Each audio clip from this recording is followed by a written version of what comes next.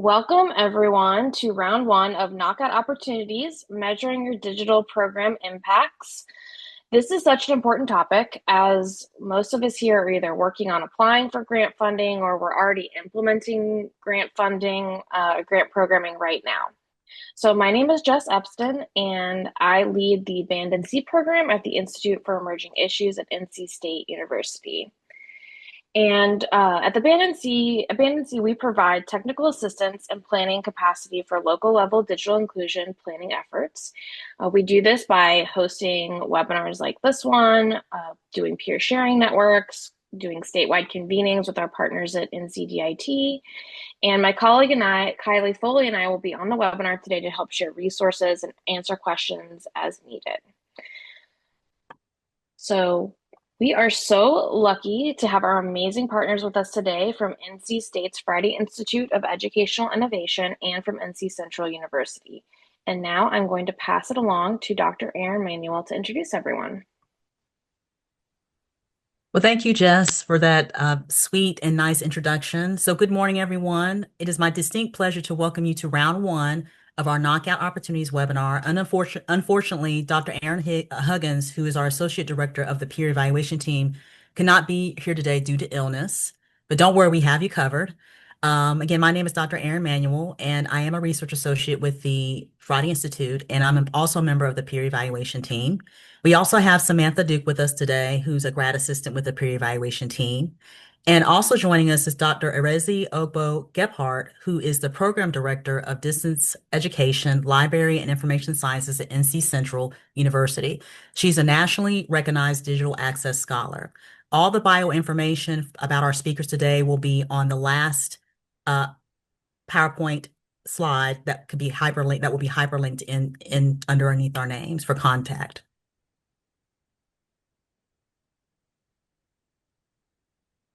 So the main point of this webinar is to provide you the tools to make evidence-based decisions for your grant writing efforts. For today's knockout opportunities in this session, learners will, first of all, understand the importance of measuring impacts. What are they? Secondly, we will review the SMART goal framework and development of these types of goals. Next, we will examine data. Well, you all will have a chance also to examine data in the context of outputs, outcomes, and impact measures. And then you'll get a chance to look at some publicly available data for your grant writing efforts. And lastly, we hope that by presenting you innovative approaches, you'll be able to make evidence-based decision-making that will impact your grant writing efforts. So a little bit of our agenda today, just an overview. First, we're going to ring the bell and start off our general definition of impact measures. What are they and why they're important? Next, Samantha will get us kicked off for round one by diving into a SMART goal framework and how to utilize this framework to support your SMART goals development. And then Erezi is going to provide a high-level overview of logic models and how it can help frame your data collection efforts, like the heavyweight that you are. And then we will plan for the ultimate knockout with a brief overview of outcome measures. And then next, we'll be stepping in for Erin to help us float like a butterfly and sting like a bee with data collection basics and data collection sources. And finally, we'll have you find your corners in a brief breakout opportunity to help you explore some of these publicly available data. And now we're going to review briefly about impact measures. All right, y'all, let's ring the bell with the what and the why behind impact measures. So the what, impact measures are crucial for organizations, projects, and programs because they provide comprehensive understanding of the real-world effects of their actions. They're quantifiable qualitative metrics that are used to assess the significant long-term changes that result from an organization's programs or project activity. Let's talk a little about the why on the next slide. These are 4 areas that I identified as the why, and you may have some more. But the main thing is that these impact measures are important because, first of all, they allow for accountability and transparency by allowing the organization to show stakeholders that they're effectively using resources and achieving their stated mission. They also help with informed decision-making and continuous improvement by providing strategic guidance through analyzing data to identify what's working and what's not working so that way adjustments can be made. These measures are also important in attracting and retaining support. Donors, investors, and grantors expect proof of impact. Organizations that can effectively communicate their measurable outcomes are more likely to attract and retain financial support. Our session for round 2 on July 30th, that's our shameless plug this morning, will focus on how you can use impact measures to really tell compelling stories. And lastly, impact measures act as kind of like a North Star by ensuring that all the activities and efforts that you're putting into your grant are contributing to its overarching mission and desired outcomes for the organization.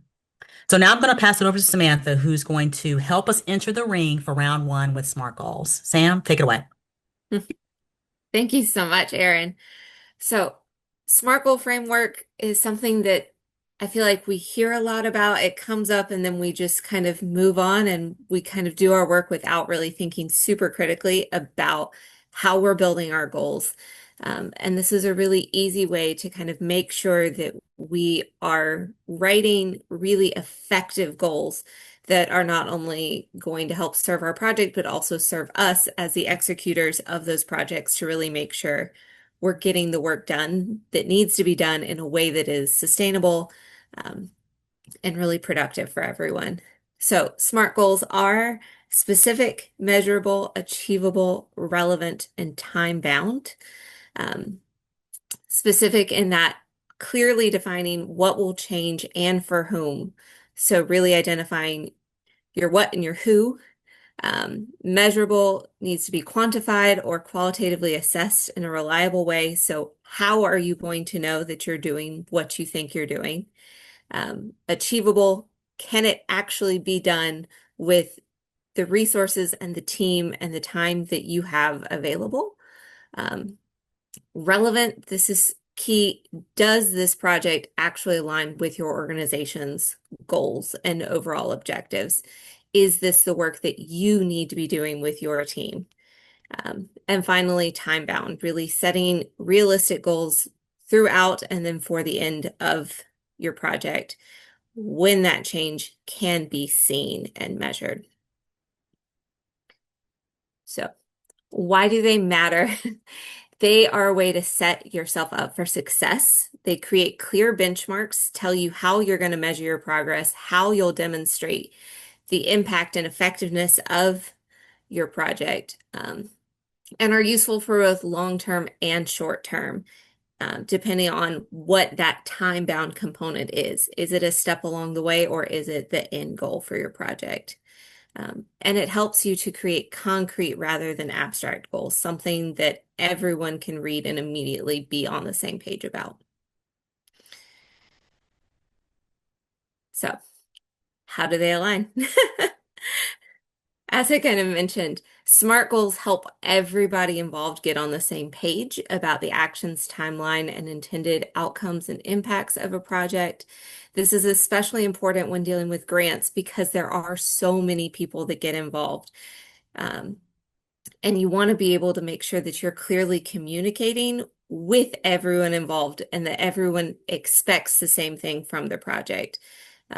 One of the quickest ways for things to go awry are for everyone involved to have different expectations and different understandings of what exactly is being proposed and is being done.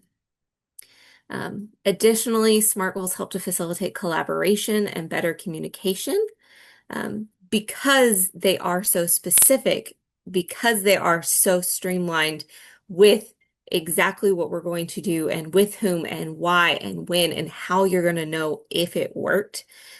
They serve as really great checkpoints throughout the grant process. Oh, goodbye, Kevin. Thank you so much.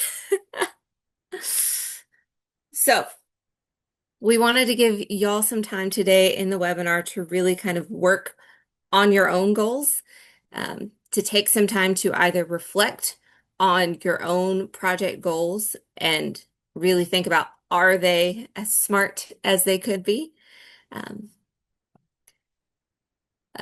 So asking yourself, thinking through the goal, thinking through the objective, what do you want to accomplish? What actions do you need to take to achieve that goal?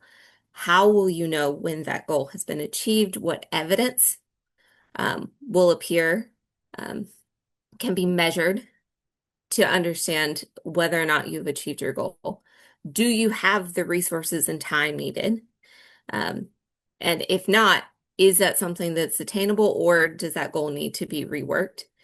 And then thinking about how are the action steps and the goal aligned with your larger project aims and objectives, And then what is the timeline? How long do you need to get this done versus how long do you have to get the project done?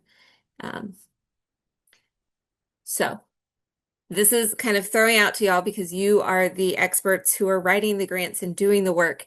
And we really want this to be a valuable time for you. So just kind of a quick give me a reaction in the chat, or you can turn on your mics and let us know.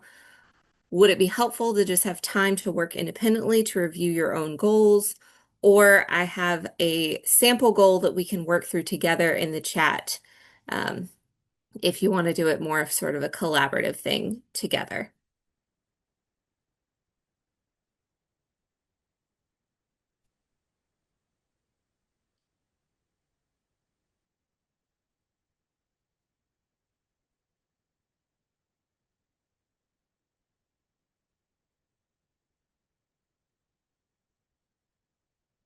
Thank you. I've got one vote for collaborative. Okay, got two votes for collaborative. Thank you so much.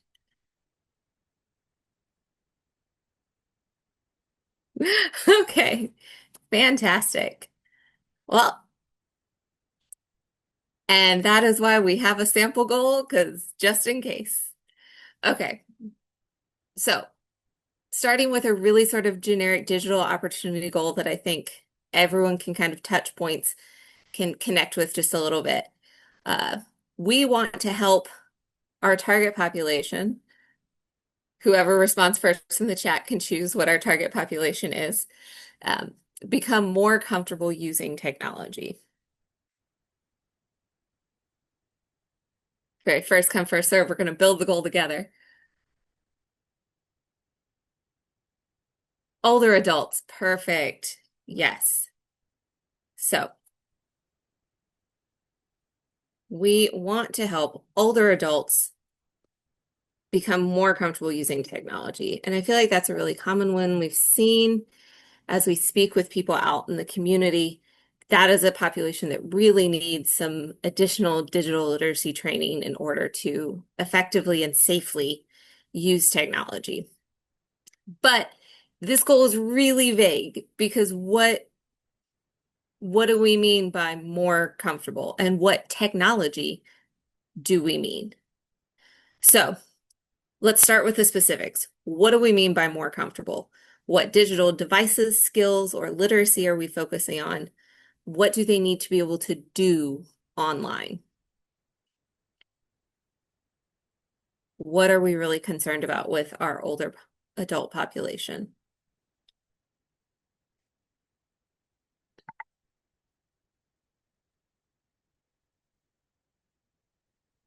Ooh, accessing their accounts. Online safety, yes.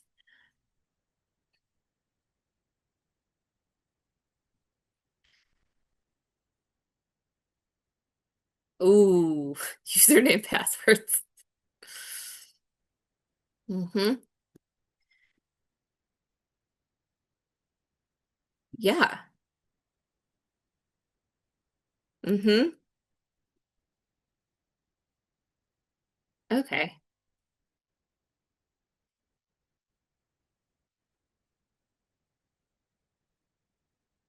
Mm, yeah. Okay. Mhm. Okay, we're downloading Commerce e-appointments.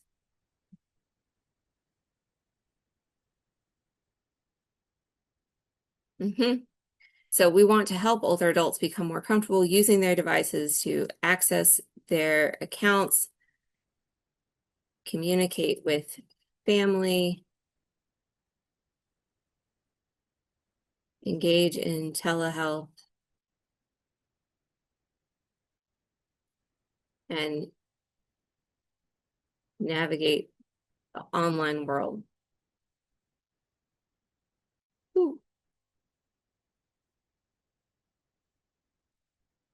So, oh, that's a good one. Thank you, Blanca. Just turning on the computer or tablet. So that's a great way to kind of specify the specific skills we're hoping to build. Okay, we want them to be able to turn on their device to safely access their resources to communicate with family, engage in telehealth, and navigate online. Okay, how can we assess their increased proficiency?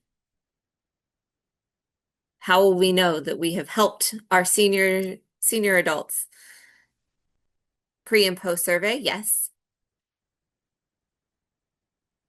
North Star assessments. Mm-hmm.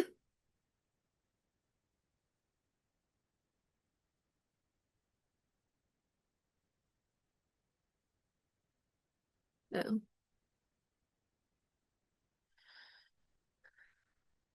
Mm-hmm.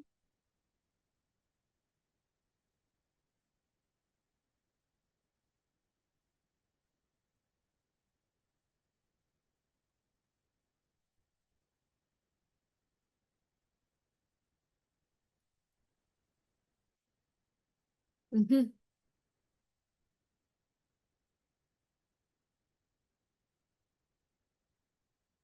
Yeah.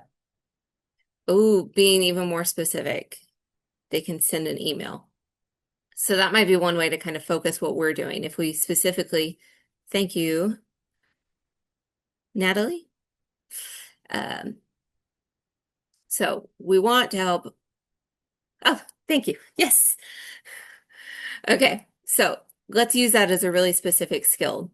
Otherwise, this is going to become a very long goal very, very quickly. So we want to help um, using their devices, specifically being able to safely access their safely access and communicate via email. Ooh. Uh-huh. Okay. So how many adults are we helping? How are we trying to organize this? What will we do?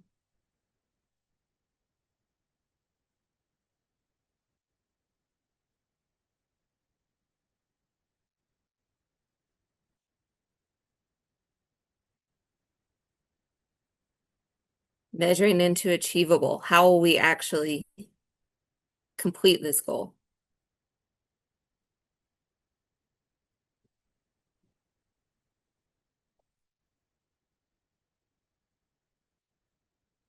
Mhm.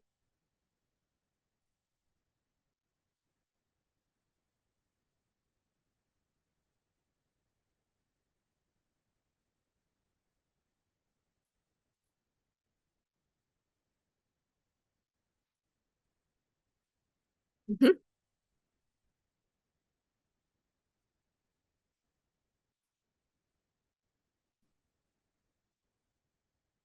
Yes. Love that. We want to help older adults become more comfortable using their devices, specifically being able to safely access and communicate via email, as assessed by their demonstrating the ability to send an email after a digital literacy class offered online or in person. Okay. And this is where within your specific organization, thinking about, do you have the people? Do you have the time? Do you already have the digital literacy classes being offered that you can invite them to? Um, how does this work align with your organization's priorities, purpose? Are we just general digital literacy? Are we perhaps a senior center and that's the work that we do? Are we a community college trying to connect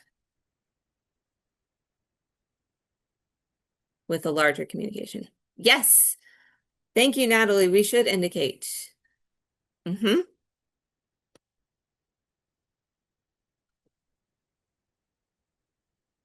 Mm-hmm.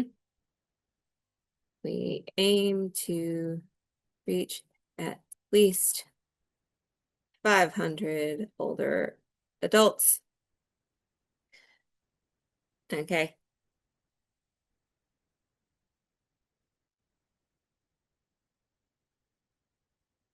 That's excellent.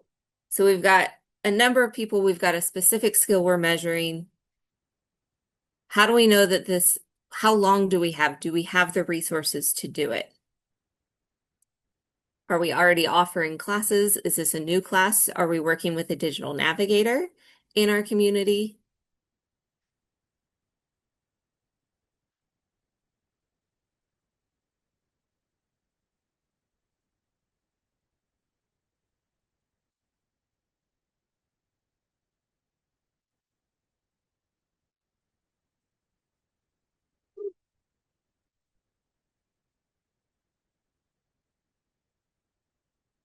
Come on, collaborative team. Y'all can do this.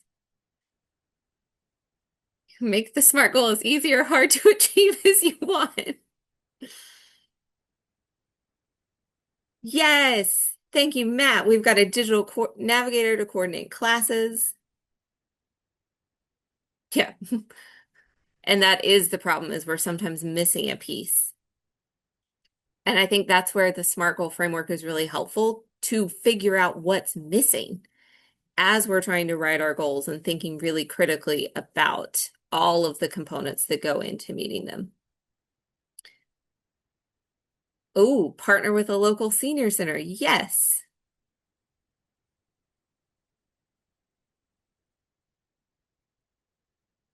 Fantastic.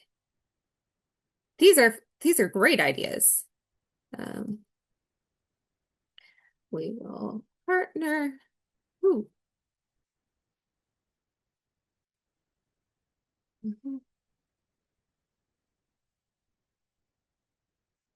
Mm.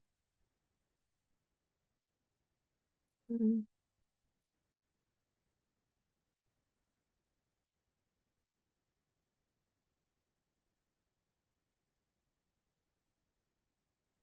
Okay.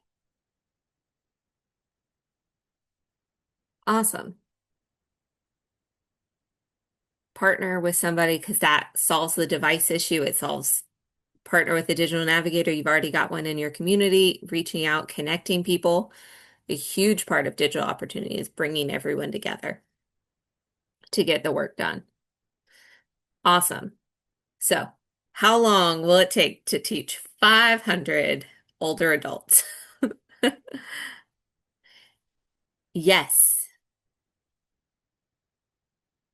it is all about partnership and working together. So that's one of my favorite things to see in listening sessions is different people in the community are like, we've been doing this, we've been doing this.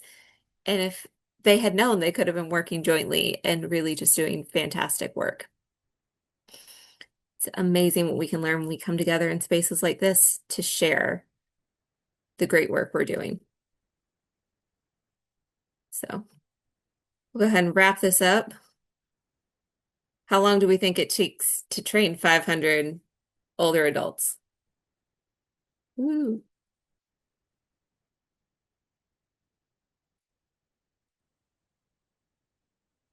Do you think 6 months? Are we feeling really, really ambitious? Maybe give ourselves a year? Ooh, 2 years. Okay, perfect.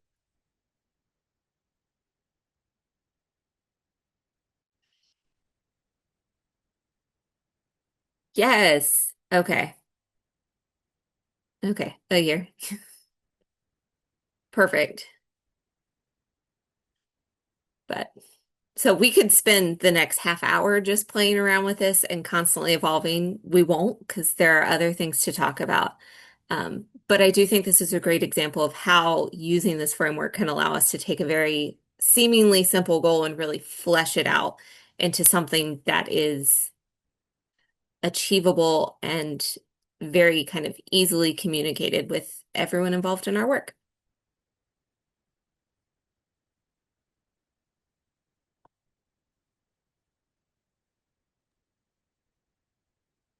Okay, well, I'm gonna jump in here. Oh, if you could just go back one slide, before we get started with the logic models. So we talked about SMART goals, and logic models are a good way to help us organize our goals.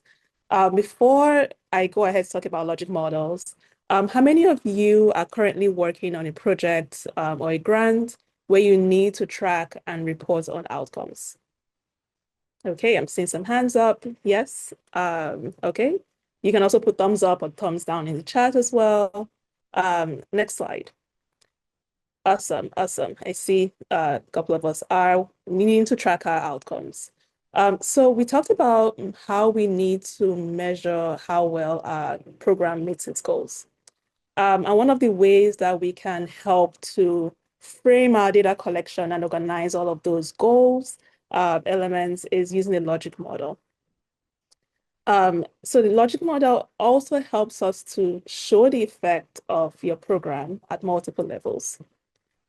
A logic model is a simple yet powerful tool that can be used for planning, for implementation, for evaluation, and for communicating your SMART goals and the elements of your SMART goals to your stakeholders, to people in the community. It helps you identify the resources that you need, the specific activities that you plan to carry out with those resources, and the intended results of those activities. So when we look at the logic model, the first two components is made up of 5 basic components. The first 2 are centered around your planned work. What are the resources or inputs that you need? What are you going to invest into your project? What are the specific activities you're going to carry out with those resources? And then the other 3, the last 3, are focused on your intended results. And it's broken down into outputs, which are the direct results of your activities. That includes the products you deliver, the services or products that you create, the services that you deliver, the number of people that you reach, things like that. You have outcomes, which are the short and medium-term benefits to the participants in your program. And then you have impact, which are the broader systemic changes as a result of the benefits that the participants achieved in your program. So how can a logic model help you frame your data collection? A lot of the things that Samantha said earlier really is playing out when we think about how a logic model can help us. It helps you identify what to measure, some of the things that we talked about today, but also helps you think about different levels of measurements. We're going to talk about that in a little bit. It also helps you identify when to measure. We talked about time-bound projects. Your projects and your goals need to be time-bound, but there are different goals that are linked to different times in your project. Some things need to be measured immediately, some things can be measured much later. And your logic model kind of helps with that framing. For example, your resources, activities, and outputs, you want to track those early. Your outcomes are more short and medium term. So we talked about pre and post surveys. So you can track outcomes with pre and post surveys because some of them will be tracked right after your activity has ended or a few months afterwards. And then impacts are more long term. We might not see systemic changes for a few years out after the program has been concluded. And of course, it's very important for you to make sure that your activities are aligned with your goals. So your logic model helps you to see how your resources map to your activities and how those map to your goals. So now we're going to walk through a sample template to illustrate the type of data that can be collected under the different components of a logic model. Some of them we already talked about when we were giving examples of measures. And then there are others that a lot of times we don't think about those kind of North Star goals that we can achieve through our programs. So let's start with the inputs. Those are what we invest. And it includes human resources, the staff and the volunteers that work on your projects or your program, the time that you're spending, the funding, the equipment and technology that you use, including broadband and computers, and other stakeholders or partners in the community. We have activities, and those are what we do with the outputs, or so what we do with the inputs. That includes things like conducting workshops and meetings, having digital navigation support, delivering services, developing products, providing training. And we have outputs. And outputs measures who we reached or quantified measures of what we did. So that includes things like how many workshops were delivered, how many older adults were trained, how many clients did we distribute a laptop to. That's examples of outputs. And this sample model that we have here breaks up outcomes into short and medium-term outcomes. The short-term outcomes measures evidence of learning. We talked about we want to see something like an older adult is now able to use an email or send an email.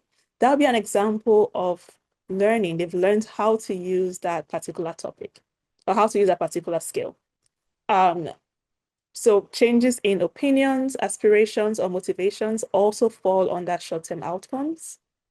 We have medium-term outcomes that track changes in action, such as changes in behavior, changes in practice, changes in decision-making.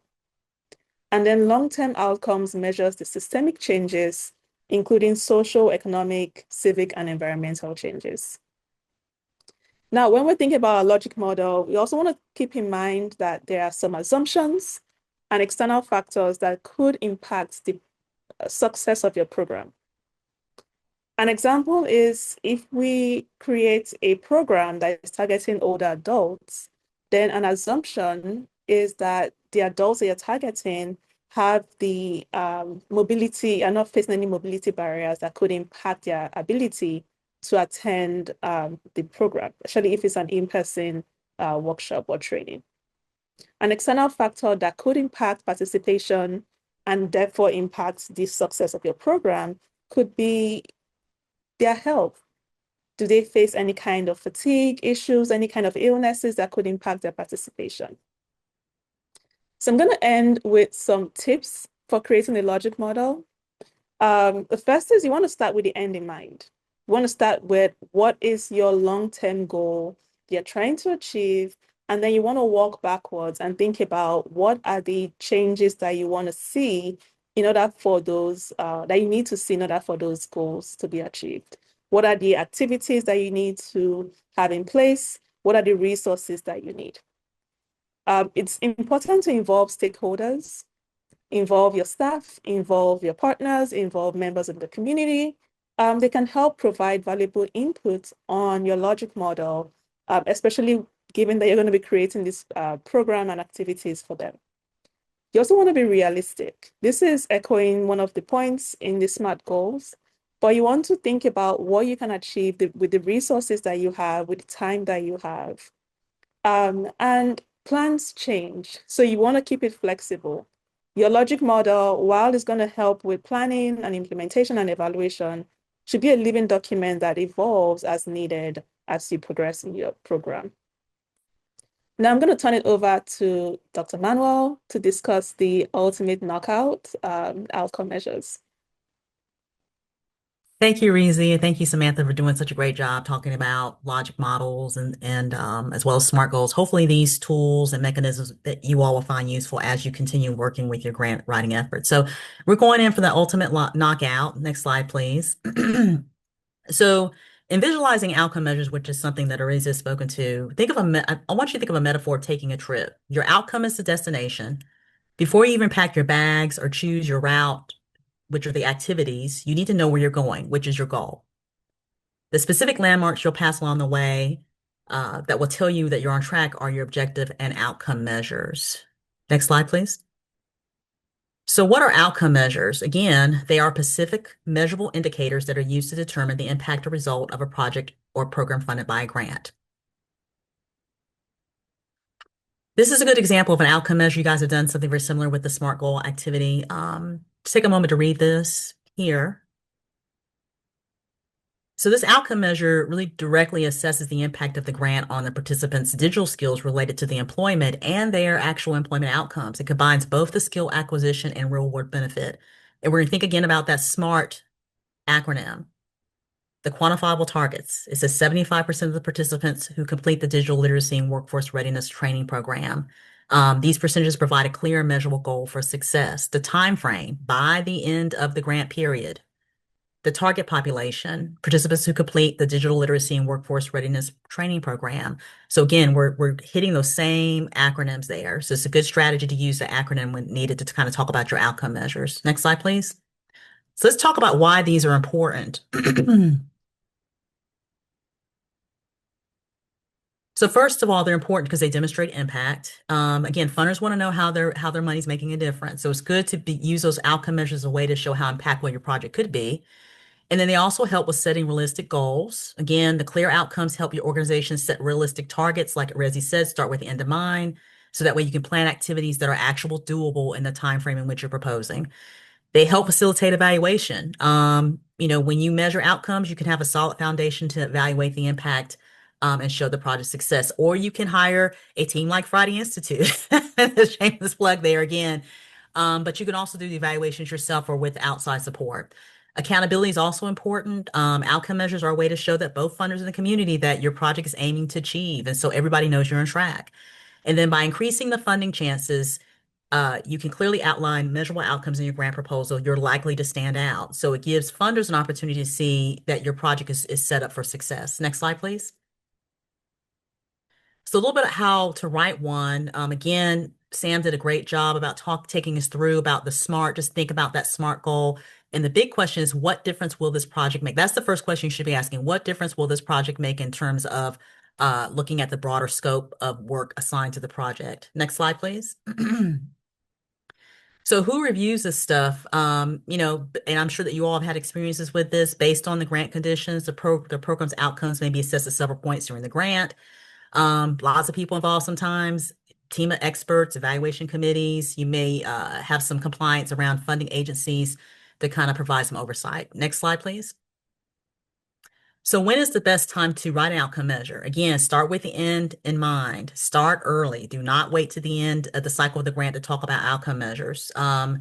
It's crucial because the project design is driven by this. It ensures alignment and it also strengthens the proposal. It informs budgeting and provides a framework. Now Sam's who's stepping in for Aaron H, is going to discuss a little bit about the data collection basics and data sources.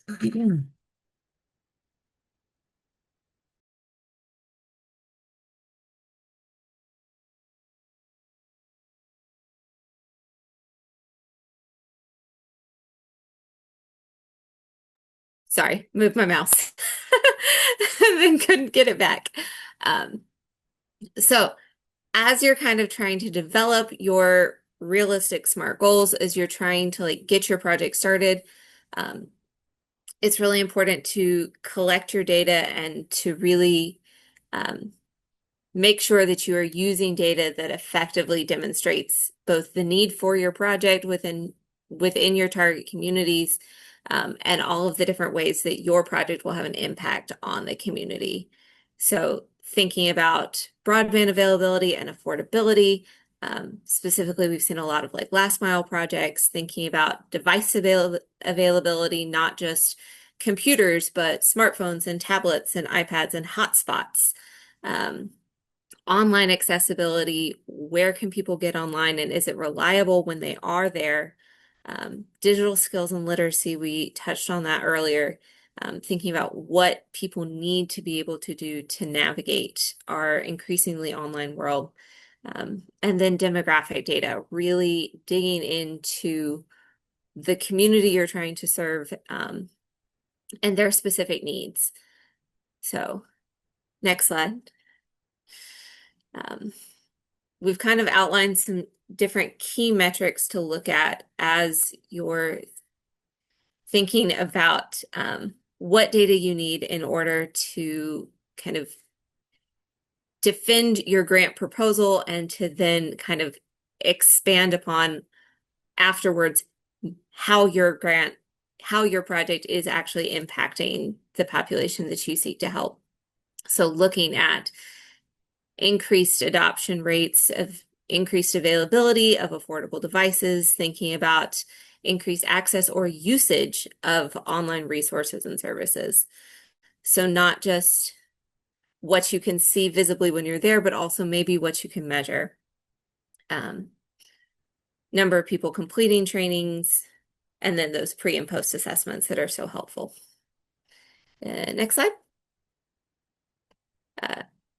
Also thinking beyond just what you do, like in a digital literacy training, thinking about the economic impact, how attending a training, how learning to apply for jobs online or learning how to build a resume can then help people find a new job. Thinking about growth in online business activity, and how those skills really transfer to kind of increased economic impact and increased social and civic engagement. Being able to engage with online resources, and thinking both government resources, thinking about telehealth, and really just kind of increasing online activity.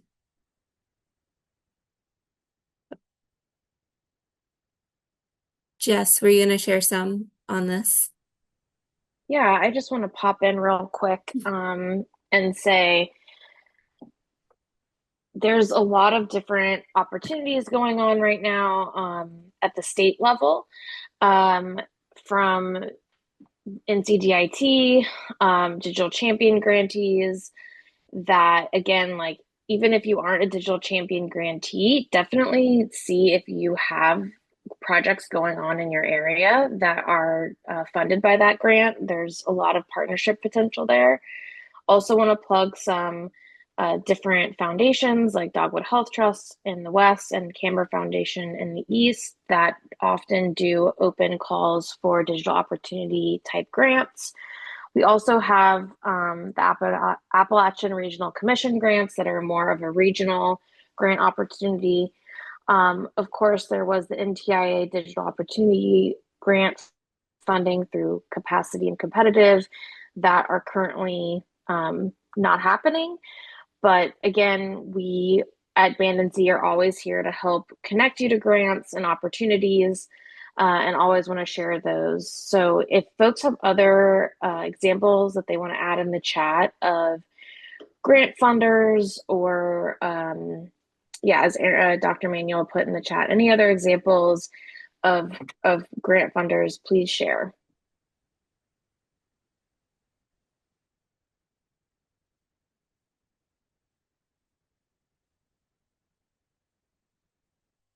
So, thinking about finding your corners, thinking about where you can get your data, and also how you collect your data.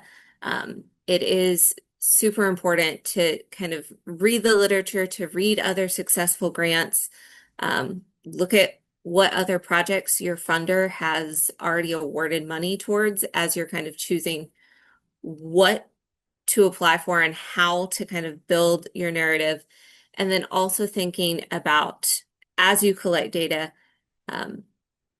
how that data might be used beyond your project is something important to consider as you work. So some key types of data, we have our demographic data, thinking about our target population, who is affected by the problem. So community best practice tends to be to kind of keep this sort of voluntary, especially as we're working with more vulnerable populations. To think about as we communicate, if we're doing things in multiple languages, and really kind of how we're collecting data that will build an argument without kind of isolating or identifying the population we are trying to help. So it's a way to kind of look out for our covered populations as we are doing our research, and as we're doing our work. Statistical or quantitative data, thinking about highlighting the prevalence, scale, and severity of the issue. The numbers are normally the kind of thing that people like to look for, like, look, we had a 100% increase. We were able to work with 35% of the entire population. Those numbers are normally a really great selling point as you kind of apply for additional funding. But the qualitative data is really where we can kind of build that story and we'll talk about this more in part 2 next week. So another shameless plug, really how to use your data effectively, thinking about how we can personalize the issue, how we can flesh it out and really tell the story of the work you're doing. And then some of the most helpful stuff is actually external data, thinking about data that can be sourced from a reputable third party. So thinking about the data that's already been collected, that's already out there, and how you can utilize that to really streamline your work and really effectively use the resources that are already at your disposal. So we can go. So some specific data sources, NTIA has a whole bunch of stuff on digital equity grant programs, has information about all the state digital opportunity plans. The U.S. Census Bureau has excellent information on population demographics, housing, and internet access. And then the FCC has information about broadband availability and deployment. So if you're doing any sort of work on connectivity and on kind of that last mile access, the FCC is a really great data source. So some additional data sources. At the national level, again, ACS, population survey data, broadband data collection, really helpful. And it's great that it can be kind of brought down not only at the national level, but a lot of that data can then be disaggregated down to the state or county level, sometimes even city. We also have the NCDIT data and reports at the state level and at the city and county level. I will transition over to Erin Manuel now so she can tell you a little bit more and talk about our next little bit. Just a little about, some things that, you need to consider, when you're working with data sources, are you looking at something longitudinally? Do you need to add a little data viz? Some of those things we'll talk more about in round 2. But we're gonna go to the next slide because we're just sharing so much information today that we just don't have enough time to go into our breakout rooms. And I think I put that in the chat. Next slide, please, Jess. So just go back again to 2 slides. So this is what we're going to do. We're going to give you guys some homework to encourage you to come back to our round 2 session, more about telling your story. We want you to take the opportunity on your own to look at some publicly available data that Samantha's done a good job of providing you guys some high-level overview as far as national level, state level, or local or county level, those 3 different levels. So I'm going to give you a hyperlink into the chat, and we're going to send this PowerPoint with the links hyperlinked into the PowerPoint so that way you guys can kind of explore on your own. And what we would like you to do is just kind of just take an opportunity to really explore one of those level of data sets. You decide what level you want to take, and then you bring back for the next time, little carrot here, kind of share out. We'll share that out in the chat when you guys come back. Okay. So unfortunately, just due to time, we won't have time to really go dive deep into the breakout rooms, but I'm going to put the link in the chat, and I want to know a little bit more about what you find. Okay. Because we're learning together. All right, next slide, please. So just a little preview about round 2. As I said, we do have a round 2 coming up, and it's just another awesome opportunity. So for the round 2 session, which is a continuation of this webinar, this session will focus on telling your story. And there are different ways that you can tell your story around your outcomes. Like, how do you use data to translate your outcomes? We're going to look at specific strategies to help you create a succinct message for a compelling case. And we will also discuss ways to leverage your data and evidence to tell your story to various audiences. So that's going to be more intricate because it's going to talk about how to leverage your data so that way you can make the most compelling case to your different audiences, to your grantees, to your community. And we're gonna pull in some really good examples from everyone who's presenting today. And we're also going to probably provide some use case examples that could be hopefully leveraged later as just an example, and maybe you can use it for your own work within your own teams. So, Kylie, if you don't mind putting the link in the chat, if you want to register, we encourage you to register for that session. It will be next Wednesday, the same time, same bat place, 11 o'clock to 12 for round 2. So now we're going to transition here. And again, if you have any questions for us, we're going to take some questions at the end, the last 5 minutes of the session. So if you have questions, you can also put in the chat. We'll go back and review and see if we can answer some of the questions. So Samantha's going to ring the bell and share with us some resources, and then we'll open the floor for some questions. Thank you, Samantha. Yeah, so again, just some final resources. And again, you'll have the slide deck. I think you actually already do if you've accessed the Go link.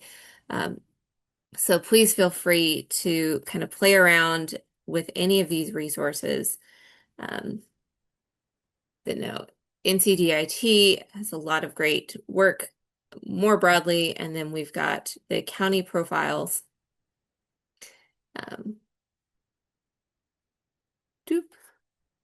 Which are super cool. You can kind of like break down and find information more specific to your community. We've got the potential funding link. So if you have a grant, but you're not sure who has money to help you fund it, great place to go check. We've got some best practices, again, from NTIA. But yeah, the broadband one map, if you want to kind of see how we've been mapping, not how the state, how the powers that be have been keeping track of broadband inclusion across the state. And then an evaluation guide from Digitunity that was just made last year. So again, if you're kind of, depending on where you are in your process, if you're just getting started, or if you've got something and you want to kind of see what else is out there as you continue to work on your grant, that is a wonderful resource. And then obviously the digital opportunity plans shared via IEI are an excellent resource. It is a bit like drinking through a fire hose. Yeah. There's so much, and that's why it's so important to us that we share these all with you so that you have the time to really sit through and go through it at your own pace, and find whatever data or resource is going to be the most helpful for you. And as Erin mentioned, please reach out with any questions. Thank you, Sam, for doing such a good job of reviewing those resources. Again, you're going to have to utilize, really take some time, review the information, tailor it to your needs. You may want to make a separate list on another document to kind of see what types of resources will be a best fit for your granting opportunity or whatever programmatic area you're working on. So right now we're going to just open the floor for questions. Again, our contact information with our bios are linked. And again, we thank you all for attending this session today.